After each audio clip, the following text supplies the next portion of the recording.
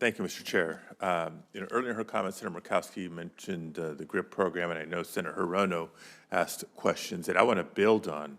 But to remind us all, the part of the bipartisan infrastructure law allows for the Grid Deployment Office to administer the $10.5 billion Grid Resiliency Innovation Partnership Program to enhance grid flexibility and resiliency.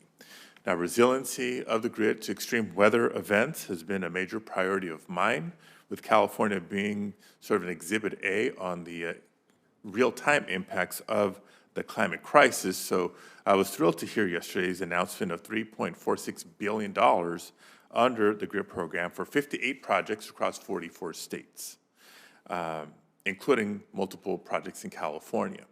Now, as with any award, there's good news for those who received an award and questions by those who had applied but were unsuccessful, at least in this particular round. Question for Mr. Crane: how are we ensuring that there's a wide array of selected applicants, particularly the types of entities owning and operating the infrastructure they're trying to enhance? Thank you, Senator, for the question. Welcome to the committee, and congratulations on the awards that California received yesterday. I actually got to visit with Mayor of Los Angeles, came through our office yesterday, and so we were very excited about that.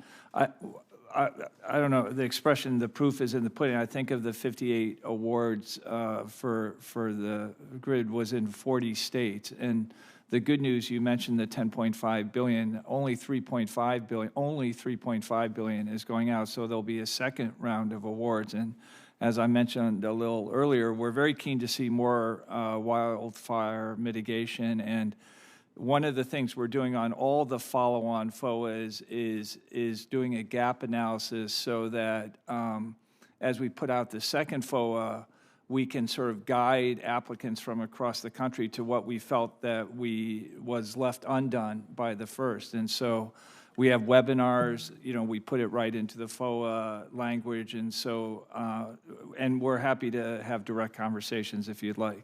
Wonderful, and I'll just confirm for me that would include not just new applicants, but applicants that were unsuccessful this round, getting some sort of feedback and guidance on how to have a higher quality application maybe next go around, be more competitive? We definitely are willing to give feedback to applicants as much as we can. It's just some of these processes are 10 times oversubscribed. So sometimes we know there's a lot of frustration there. We're trying to work through that, Senator, but we will do our best to provide any direct feedback on individual unsuccessful applications that we can. Okay. Now, another element of the bipartisan infrastructure law was the creation of the Joint Office of Energy and Transportation in our efforts to help deploy zero-emission vehicles and expand related infrastructure.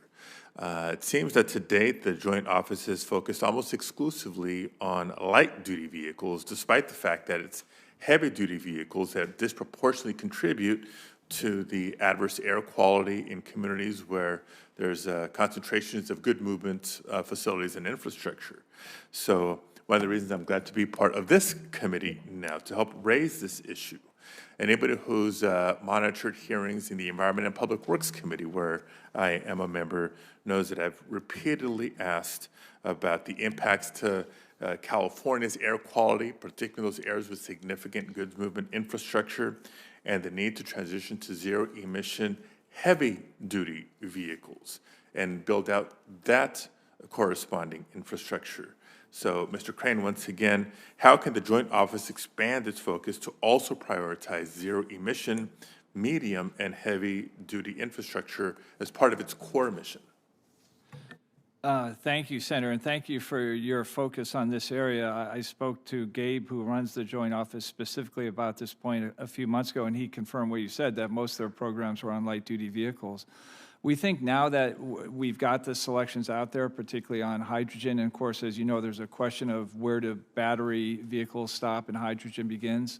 We have the California hub, which was a key part of its success was the possibility of creating hydrogen-powered vehicles to do drayage out of the Port of Los Angeles and Long Beach. There's also a Pacific Northwest hub, we would love to see the western states become for Class 7, Class 8 vehicles, a hydrogen-powered corridor, both for decarbonizing and for local air quality purposes. So we'd love to work with you, Senator Cortez Masto, and to do that in your region.